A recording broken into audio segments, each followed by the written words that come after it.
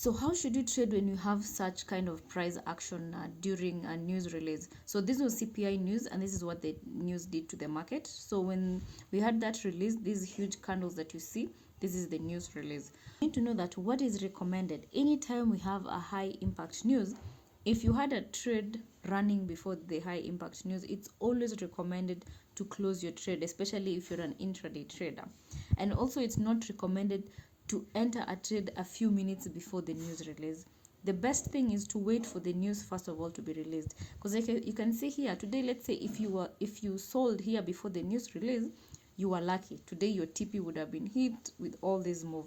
However, there are some days when during news release we have huge wicks both up and down. We call that a whipsaw.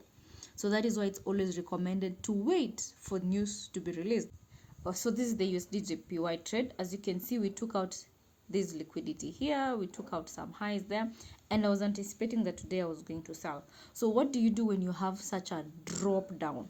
So the first thing you do, you first of all wait for a fair value gap to form. Just be patient. So this was a 15 minutes candle.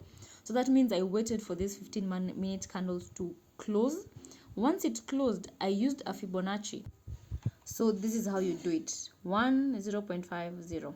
So now the midpoint is where you're going to put your limit sell order if you are selling, and if you're buying, the same thing. You'll find that there are some pairs where price will just go to the midpoint and others price will fail to go to the midpoint. An example is today, GBP USD price retraced all the way to the midpoint. However, you can see Euro USD price failed to get to the midpoint of this fair value gap. So that means if you had your buy limit here, you would have missed this trade. And that is why it's good to understand currency correlation, because if you understand currency correlation, you should be watching Euro USD and GBP USD. Then the one that gives you the good entry is the one that you would use.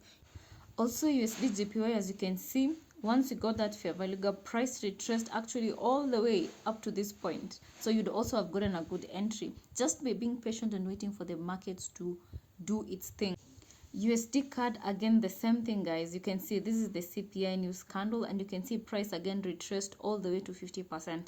For those people who followed my weekly outlook on YouTube, you know very well that we were expecting bearish move for USD pairs, and of course EU and GU, we were expecting bullish moves.